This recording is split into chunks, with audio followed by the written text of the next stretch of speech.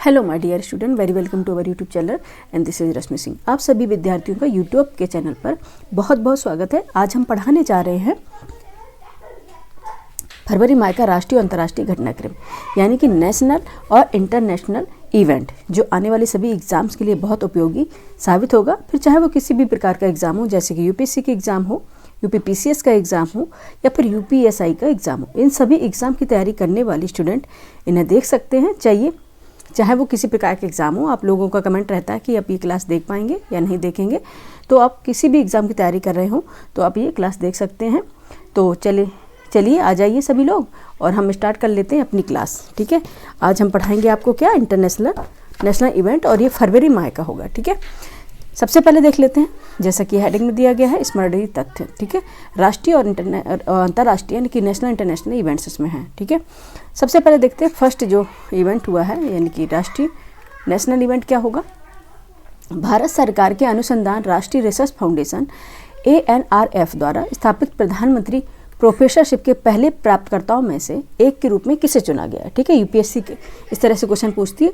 ये चुना गया है डॉक्टर किशोर एम पनिकर को। किसको चुना गया है? डॉक्टर किशोर एम पनिकर को चुना गया है। ठीक है, एक्सप्लेनेशन देख लेते हैं। एक्सप्लेनेशन क्या है? पुणे के अगरकर अनुसंधान संस्थान ARI के पूर्व निदेशक और IIT बॉम्बे में विशिष्ट अतिथि प्रोफेसर कौन है? प्रख्यात वैज्ञानिक डॉक्टर किशोर एम पनिकर को प्रधानमंत्री प्रोफेसरशिप के पहले प्राप्तकर्ताओं में से एक के रूप में चुना गया है। ठीक है, इस कार्य के लिए उन्हें कितना है? 5 वर्ष की अवधि के लिए COP टेक्नोलॉजिकल यूनिवर्सिटी पुणे में सेवारत किया जाएगा। ठीक है, प्रधानमंत्री प्रोफेसरशिप क्या है ये, आइए देख लेते हैं। प्रधानमंत्री प्रोफेसरशिप एक नई राष्ट्रीय पहल है जिसका उद्देश्य है भारत के अनुसंधान पारिस्थितिकी तंत्र को मजबूत करना। इसके तहत होगा 5 वर्ष की अवधि के लिए 2,50,000 प्रति माह की फेलोशिप दी जाएगी और 24 लाख यानी कि 24 लाख प्रति वर्ष का अनुदान दिया जाएगा और 1 लाख प्रति वर्ष का अतिरिक्त खर्च भी प्रदान किया जाएगा। ठीक है, किसके तहत? प्रधानमंत्री प्रोफेसरशिप पहल के तहत। ठीक है, ये इंपॉर्टेंट हो जाएगा। नेक्स्ट चलेंगे। नेक्स्ट इवेंट हमारा हुआ है कौन सा? नेक्स्ट इवेंट केंद्रीय गृह मंत्रालय ने केंद्रीय सशस्त्र पुलिस बलों CAPF ने ग्रुप C की पदों में, कौन से ग्रुप C? ठीक है, ग्रुप C के पदों में पूर्व अग्निवीरों के लिए आरक्षण को मौजूदा 10% से बढ़ाकर कितने प्रतिशत करने का निर्णय लिया है? इन्होंने लिया है अब ये 50% करेंगे, इसका इन्होंने निर्णय लिया है। ठीक है, एक्सप्लेनेशन देख लेते हैं।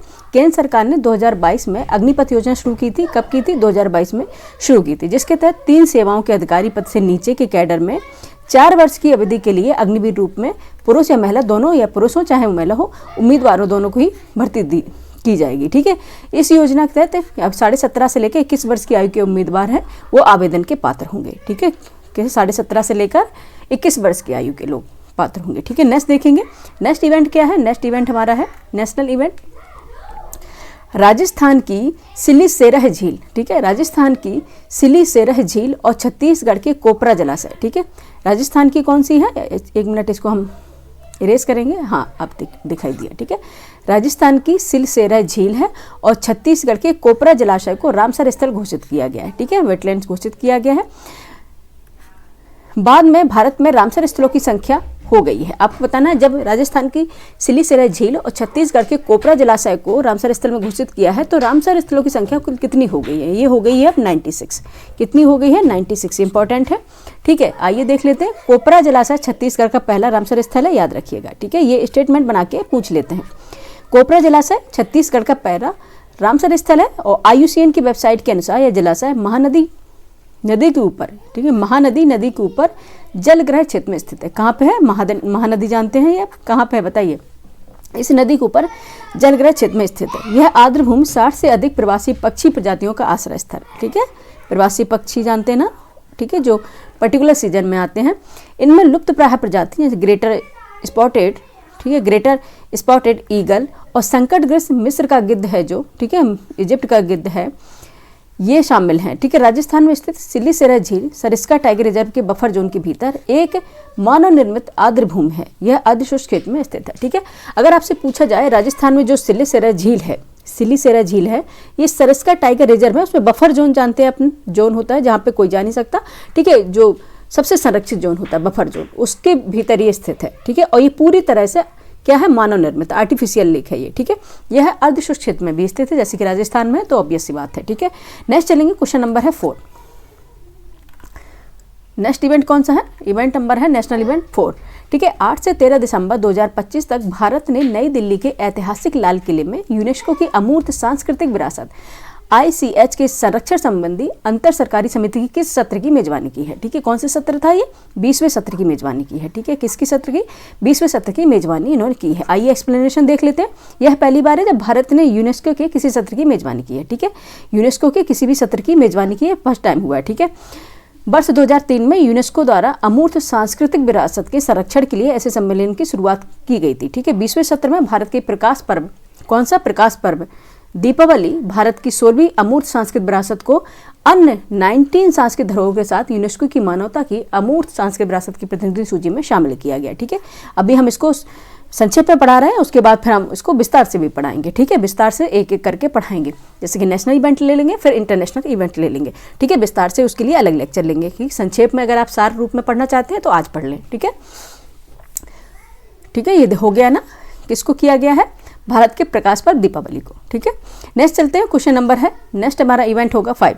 बीमा अधिनियम 1938, जीवन बीमा निगम अधिनियम 1956 और IRDI अधिनियम 1999 में बदलाव करते हुए लोकसभा द्वारा कौन सा विधेयक पास किया गया है। कौन सा विधेयक पास किया गया है, ये विधेयक आया है सबको बीमा सबको रक्षा। ठीक है, कौन सा विधेयक है, सबको बीमा सबको रक्षा बीमा कानूनों में संशोधन विधेयक 2025। ठीक है, ये विधेयक लाया गया है। ठीक है, एक्सप्लेनेशन देखेंगे, जो संशोधन हुआ है, नए संशोधन के अकॉर्डिंग देखें, भारतीय बीमा कंपनियों में प्रत्यक्ष विदेशी निवेश यानी कि FDI की सीमा कितनी हो गई, 74% से बढ़कर कितनी हो गई, 100% तक बढ़ाने का प्रावधान है। ठीक है, क्या है, FDI को क्या करना है, 74% अभी है और इसको 100% तक ले जाना है। ठीक है, वहीं विदेशी जो पुनर्बीमा करता है उनके लिए नेट ऑन फंड यानी कि नेट ऑन फंड की आवश्यकता को 5,000 करोड़ से घटाकर 1,000 करोड़ कर दिया जाएगा। ठीक है, नेक्स्ट देखेंगे, नेक्स्ट इवेंट हमारा 6, नंबर 6 है, क्या बता रहा है देख लेते हैं।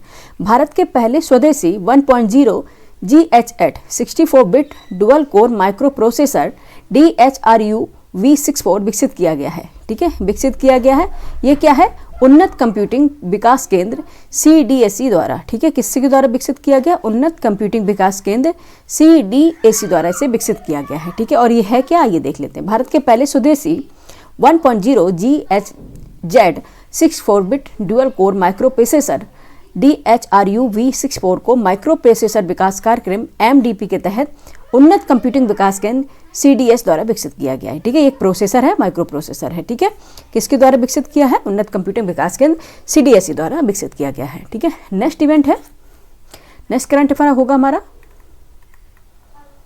नेक्स्ट करंट अफेयर है 18 दिसंबर 2025 को अंतर्राष्ट्रीय ख्याति प्राप्त मूर्तिकार रामवंजी सुतार का कितने वर्ष की आयु में निधन हो गया। ठीक है, निधन हो गया, आपको बताना कितना ही 100 ईयर्स के थे। ठीक है, 100 साल के थे ये। ठीक है, एक्सप्लेनेशन देख लेते हैं। अंतर्राष्ट्रीय ख्याति प्राप्त मूर्तिकार हैं रामवी सुतार ने गुजरात में स्थित स्टैचू ऑफ यूनिटी का डिजाइन तैयार किया। किसका किया है, स्टैचू ऑफ यूनिटी का इन्होंने डिजाइन तैयार किया था। ठीक है, जो 182 मीटर ऊंचाई के साथ विश्व की सबसे ऊंची प्रतिमा है, आप लोग जानते हैं। ठीक है, इनकी अन्य उल्लेखनीय जो कृतियां हैं, ये 45 फुट ऊंची चंबल स्मारक है नई दिल्ली में, पुराने संसद भवन के बाहर स्थापित महात्मा गांधी की बैठी हुई प्रतिमा है, और कर्नाटक की विधानसभा में इसकी विशाल प्रतिकृति शामिल है। उन्होंने बेंगलुरु हवाई अड्डे पर 108 फुट ऊंची कैंपेगौड़ा प्रतिमा भी बनाई थी। ठीक है, आप समझते हैं कि ये कितने अच्छे मूर्तिकार थे। ठीक है, सुतार को 1999 में पद्मश्री, ठीक है, कब मिला है ना, 1999 में पद्मश्री, और 2016 में पद्म भूषण से सम्मानित किया गया, पद्म भूषण से सम्मानित किया गया। ठीक है, ये स्टेटमेंट बना के पूछते हैं, इसलिए आपको इतना हम डेप्थ में पढ़ा रहे हैं। देखेंगे, अक्टूबर 2018 में उन्हें सांस्कृतिक सद्भाव के लिए टैगोर पुरस्कार से सम्मानित किया गया। ठीक है, किससे, टैगोर पुरस्कार से भी इन्हें सम्मानित किया गया है। और नवंबर 2025 में उन्हें कलात्मक क्षेत्र में उनके आजीवन योगदान के सम्मान में महाराष्ट्र भूषण से सम्मान, कौन सा, महाराष्ट्र भूषण से सम्मानित भी किया गया। यह क्या है, राज्य का सर्वोच्च नागरिक सम्मान है महाराष्ट्र भूषण, महाराष्ट्र का। ठीक है, ये सारे इन्हें सम्मानित किए गए, इन सम्मानों से इन्हें। ठीक है, नेक्स्ट देखेंगे, नेक्स्ट इवेंट हमारा आता है इवेंट नंबर 8, देख लेते क्या हुआ है नेशनल इवेंट।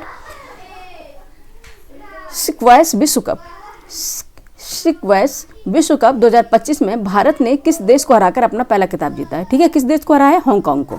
ठीक है, किसको हराया? हांगकांग को हराया है। ठीक है, एक्सप्लेनेशन देखेंगे क्या है। स्क्वैश विश्व कप 2025 का आयोजन चेन्नई में हुआ था। ठीक है, इस टूर्नामेंट में भारत ने फाइनल में हांगकांग को हराकर अपना पहला स्क्वैश विश्व कप खिताब जीता है। ठीक है, उल्लेखनीय कि भारत ये उपलब्धि हासिल करने वाला पहला एशियाई देश बन गया। कौन सा? पहला एशियाई देश बन गया है। ठीक है, 2023 के संस्करण में भारत कांस्य पदक जीतने में सफल रहा था।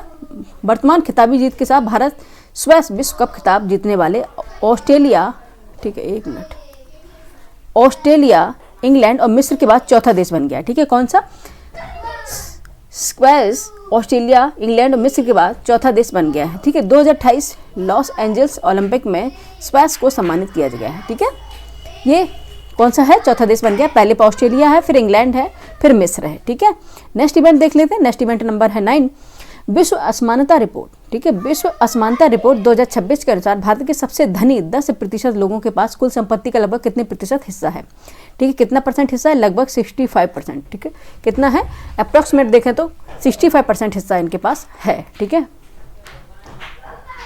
ठीक है, नेक्स्ट देख लेते हैं। नवीनतम विश्व असमानता रिपोर्ट 2026 के अनुसार भारत में आय असमानता विश्व में सबसे अधिक है। यह आप भी जानते हैं कि आय की कितनी डिस्पैरिटी है। ठीक है, रिपोर्ट के अनुसार देखेंगे शीर्ष 10% आय अर्जित करने वाले लोग राष्ट्रीय आय का 58% हिस्सा प्राप्त करते हैं। ठीक है, कितना परसेंट? 58%, जबकि निचले 50% लोग केवल 15% की मिलता है इन्हें। ठीक है, रिपोर्ट के अकॉर्डिंग देखेंगे भारत में धन की असमानता और भी अधिक है। जहां सबसे धनी 10% लोगों के पास कुल संपत्ति का लगभग देखेंगे तो कितना है? 65% हिस्सा है। शीर्ष 1% लोगों के पास लगभग 40% ही हिस्सा है। ठीक है, वैश्विक स्तर पर अगर हम देखेंगे तो शीर्ष 10% लोगों के पास कुल संपत्ति का कितना है? 3/4 हिस्सा है, जबकि निचले 50% लोगों के पास केवल 2% ही संपत्ति है। विश्व के शीर्ष 1 लाख लोगों के पास सामूहिक रूप से देखें तो वैश्विक संपत्ति का 3% हिस्सा है, जो विश्व की वयस्क आबादी के निचले आधे हिस्से से भी अधिक है। ठीक है, ये कितनी डिस्पैरिटी है आय की। ठीक है, नेक्स्ट चलेंगे। नेक्स्ट इवेंट देख लेते हैं क्या है। ठीक है, ये आप लोग देख लें। प्रतियोगिता दर्पण फरवरी 2026 का ये कंटेंट है। ठीक है, आपको लगे कि हम कहीं गलत पढ़ा रहे हैं। नेक्स्ट देखेंगे, ये नेक्स्ट इवेंट है 10। ठीक है, नेक्स्ट है 10 इवेंट है, 9 हो गया। ठीक है, क्या इवेंट है? नेशनल इवेंट देख लेते हैं। नई दिल्ली में आयोजित भारत अंतर्राष्ट्रीय विज्ञान महोत्सव IISF 2025 का विषय रखा गया है। क्या थीम है इसकी? थीम इसकी है विज्ञान से समृद्धि आत्मनिर्भर भारत के लिए। ठीक है, विज्ञान से समृद्धि आत्मनिर्भर भारत के लिए। ठीक है, क्या है? विज्ञान से समृद्धि आत्मनिर्भर भारत के लिए। ठीक है, ये 6 से 9 दिसंबर 2025 के बीच भारत अंतर्राष्ट्रीय विज्ञान महोत्सव हुआ था।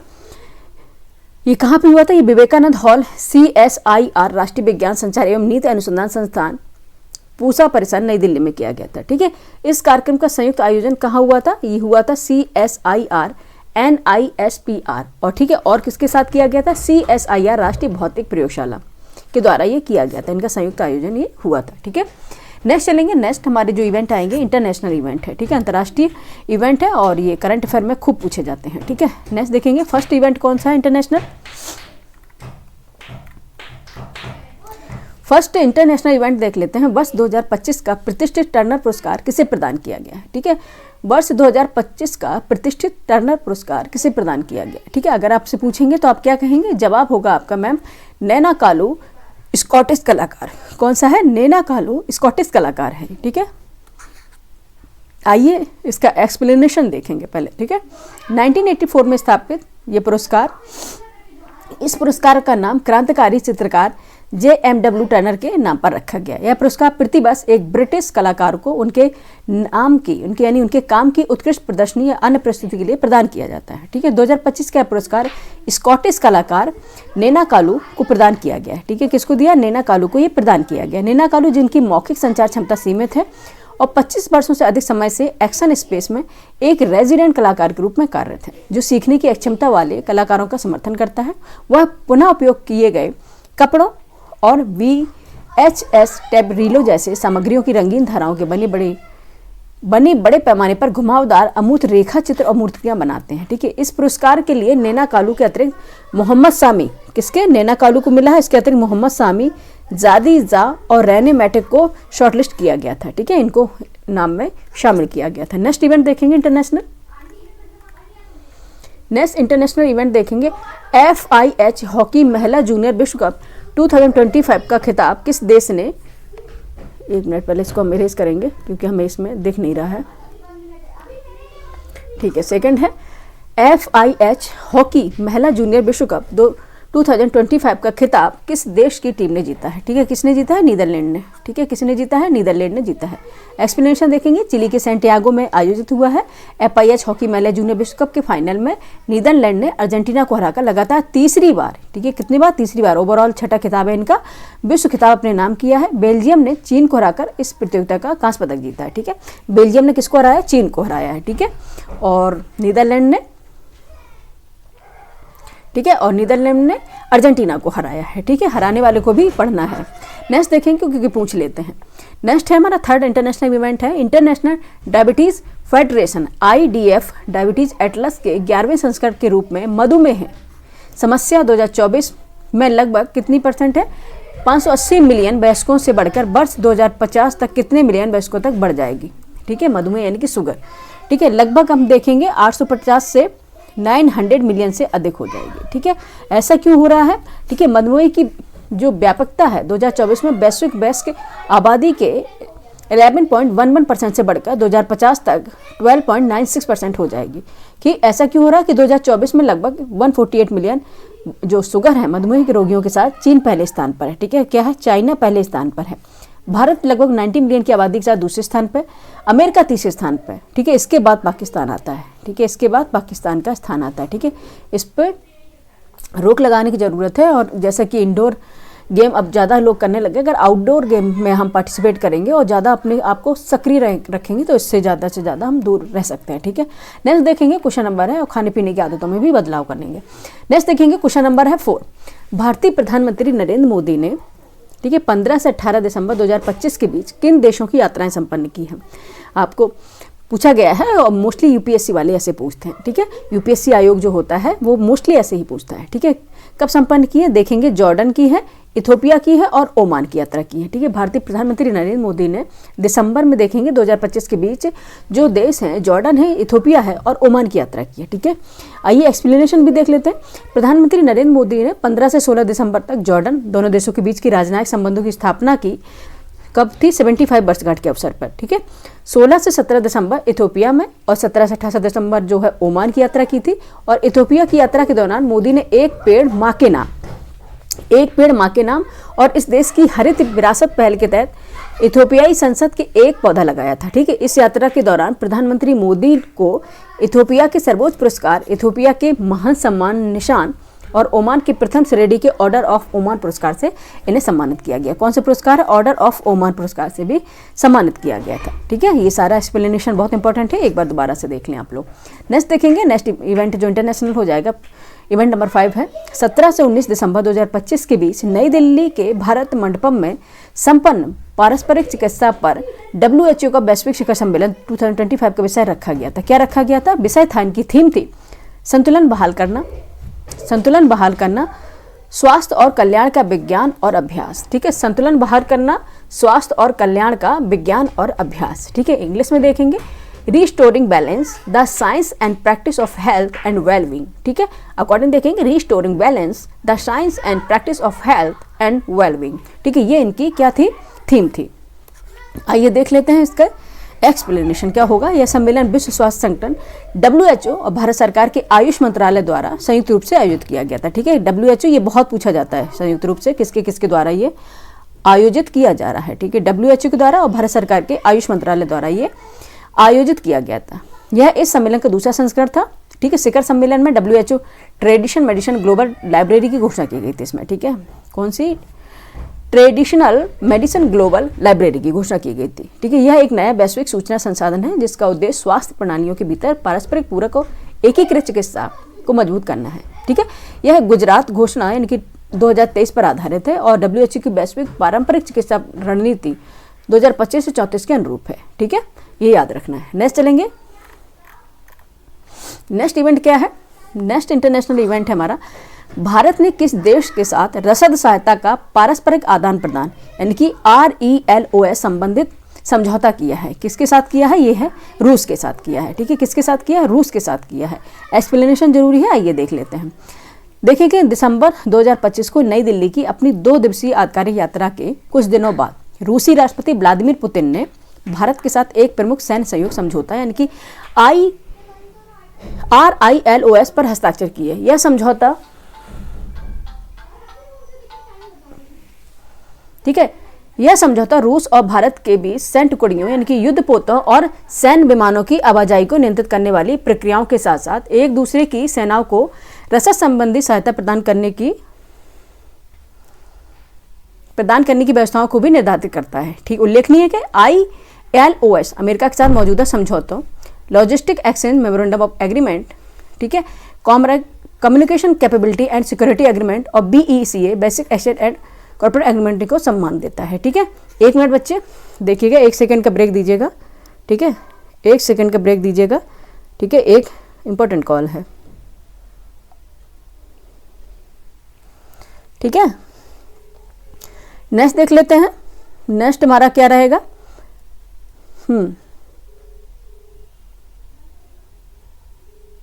हेलो। ओके, ठीक है।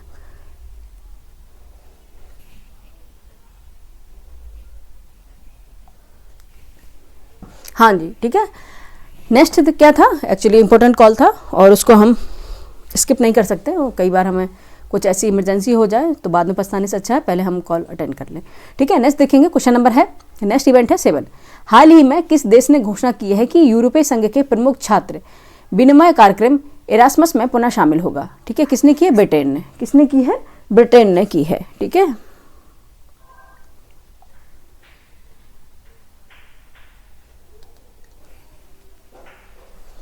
क्या किसने की है? ब्रिटेन ने की है।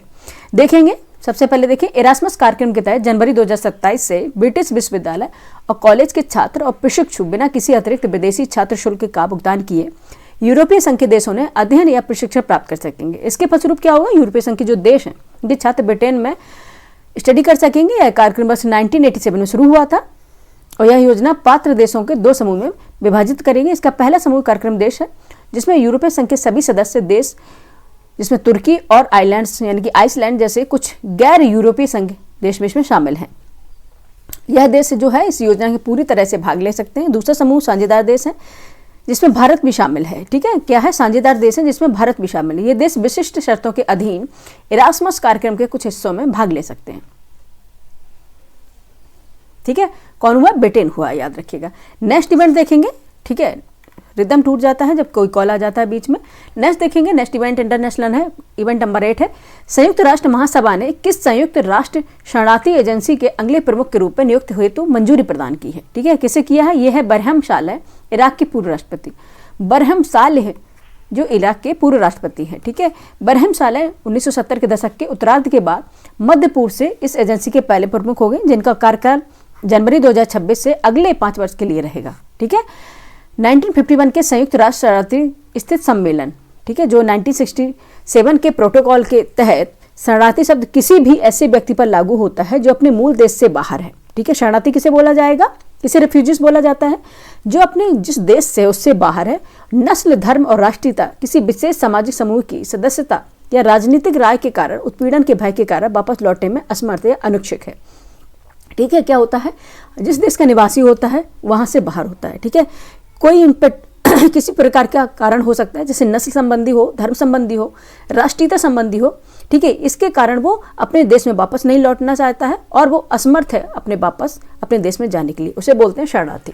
ठीक है, गौरतलब है कि भारत 1951 के संयुक्त राष्ट्र सम्मेलन या 1961 के प्रोटोकॉल का हस्ताक्षरकर्ता नहीं है। ठीक है, किसका? ये हस्ताक्षरकर्ता देश नहीं है भारत हमारा। ठीक है, 1951 के संयुक्त राष्ट्र सम्मेलन जो हुआ था 1967 के प्रोटोकॉल का हस्ताक्षरकर्ता बिल्कुल भी नहीं है। ठीक है, याद रखिएगा। ठीक है, अगर आपसे पूछ लिया जाए कि शरणार्थी तो ये होते हैं लेकिन घुसपैठिए क्या होते हैं? ठीक है, घुसपैठिए भी होते हैं। ठीक है, शरणार्थी तो होते हैं कि जो पर्टिकुलर किसी देश के होते हैं, उनके पास उस चीज़ का प्रमाण होता है, लेकिन जो घुसपैठिए होते हैं वो किस देश के हैं? उनके पास कोई पर्टिकुलर प्रमाण नहीं होता, ना तो कोई सिटीजनशिप का प्रमाण होता है, ना कोई आधार कार्ड होता है। ठीक है, नेक्स्ट देखेंगे। नेक्स्ट इवेंट है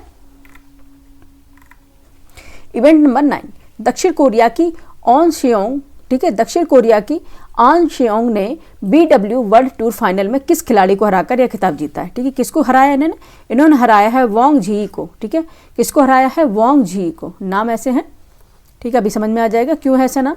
ठीक है, वोंग जी को हराया है। ठीक है, आइए एक्सप्लेनेशन देखेंगे इसका। दक्षिण कोरिया की है ऑन शियोंग ने BWF वर्ल्ड टूर फाइनल में चीन की, ठीक है, चीन की इस का नाम है हांगझोउ ने वोंग जी को हराकर यह खिताब जीता। वर्ष 2025 में ऑन शियोंग का यह 11वां अंतर्राष्ट्रीय खिताब है। यह सीजन में 10 लाख अमेरिकी डॉलर से अधिक की पुरस्कार राशि अर्जित करने वाली पहली बैडमिंटन खिलाड़ी बन गई हैं। ठीक है, फ्रांस के क्रिस्टो पेपोव ने विश्व चैंपियनशिप, ठीक है, क्रिस्टो पोपोव ने विश्व चैंपियनशिप यूकी को 21 से हराकर 21-19, 21-9 से हराकर पुरुषों का खिताब जीता है। ठीक है, इतना नहीं पूछते, लेकिन ये आपको याद रखना है किसको हराया और कौन जीता है। ठीक है, नेक्स्ट देखेंगे। नेक्स्ट जो इंटरनेशनल इवेंट रहेगा हमारा, प्रतिवर्ष 9 दिसंबर को मनाए जाने वाले अंतर्राष्ट्रीय भ्रष्टाचार विरोधी दिवस 2025 का विषय रखा गया है। क्या थीम रखी गई ये आपको बताना है। ठीक है, क्या है? भ्रष्टाचार के विरुद्ध युवाओं के साथ एकजुट होना और कल की ईमानदारी को आकार देना। ठीक है, क्या है? भ्रष्टाचार के विरुद्ध युवाओं के साथ एकजुट होना और कल की ईमानदारी को आकार देना। ठीक है, uniting with youth against corruption, shaping tomorrow's integrity. ठीक है, ये याद रखना, uniting with youth against corruption, shaping tomorrow's integrity. ठीक है, ये इसका क्या है? थीम है। ठीक है, इंग्लिश में और हिंदी में दोनों में याद करनी है। ठीक है, आइए देख लेते हैं इसका एक्सप्लेनेशन। अंतर्राष्ट्रीय भ्रष्टाचार विरोधी दिवस की शुरुआत वर्ष 2005 में हुई थी। कब हुई थी? 2005 में हुई थी। संयुक्त राष्ट्र भ्रष्टाचार विरोधी सम्मेलन के सदस्य देशों के सम्मेलन, इनके संयुक्त राष्ट्र भ्रष्टाचार विरोधी सम्मेलन का 11वां सत्र 15 नवंबर, जो 15 से लिखेंगे 19 दिसंबर 2025 को दोहा कतर में आयोजित किया गया। ठीक है, याद रखना। ठीक है, और थीम बहुत इंपॉर्टेंट है, याद रखना। भ्रष्टाचार के विरुद्ध युवाओं का एक साथ एकजुट होना और कल की ईमानदारी को आकार देना। ठीक है, uniting with youth against corruption, shaping tomorrow's integrity. ठीक है, इंटीग्रिटी। ठीक है, याद रखिएगा। यहाँ पे हमारे नेशनल और इंटरनेशनल इवेंट कंप्लीट हो गए हैं। ठीक है, और ये क्लास आपको कैसी लगी? क्योंकि हम छोटे छोटे पार्ट में डिवाइड करके लेके आए, जिससे आपको पढ़ने में आसानी लगे और हमें पढ़ाने में भी आसानी रहे। ठीक है, और आपको कि ज़्यादा टाइम ना देना पड़े अपने ऑनलाइन यानी कि कंप्यूटर या फिर मोबाइल पर, क्योंकि आपको अपने खुद से रिवीजन करना पड़ता है। ठीक है, याद रखिएगा कि हमेशा किताबों से ज़्यादा अच्छा कोई नहीं पढ़ा सकता। ठीक है, लेकिन कई बार ऐसा होता है बच्चे जो नई शुरुआत कर रहे हैं उनको पढ़ने समझ में नहीं आता है। ठीक है, इसलिए हम लोग बने हुए हैं। ठीक है, उनको अच्छे से समझाने के लिए। जहाँ भी आपको ऐसा लगेगा नहीं आता है वहाँ हम आपको करा देंगे। और दूसरा भी होता है कि कई बच्चे सक्षम नहीं होते हैं कि हर मैगजीन वो मंगा सकें। ठीक है, क्योंकि कोई इतना आर्थिक रूप से सक्षम नहीं हो पाता कई बार। ठीक है, तो कोई बात नहीं, इसके लिए हम लोग हैं और आप लोगों को अच्छे से अच्छा कंटेंट तैयार करा के देंगे। ठीक है, अच्छे से अच्छा जो आप सिलेक्शन ले सकें। ठीक है, ज्ञानी हमें आपको नहीं बनाना है, हमें आपको सिलेक्शन दिलाना है। ठीक है, UPSC हो, UPPCS हो। ठीक है, आप लोग कहेंगे तो जैसे ही टाइम मिलता है तो ज्योग्राफी की क्लास भी लेकर आएंगे। ठीक है, अभी बहुत ज़्यादा शेड्यूल ऐसा है कि टाइम नहीं मिल पा रहा है। ठीक है, ये क्लास हम लेके आ रहे हैं, वही बहुत है। ठीक है, बताइए ये क्लास कैसी लगी, और अच्छी लगी तो लाइक करें, सब्सक्राइब करें, शेयर करें, और मिलते हैं फिर अपने नेक्स्ट वीडियो में अच्छे से कंटेंट लेकर, क्योंकि अब विस्तार से भी पढ़ाएंगे। ठीक है, तब तक के लिए आप लोग रिवीजन करते रहें। ठीक है, थैंक यू फॉर वॉचिंग।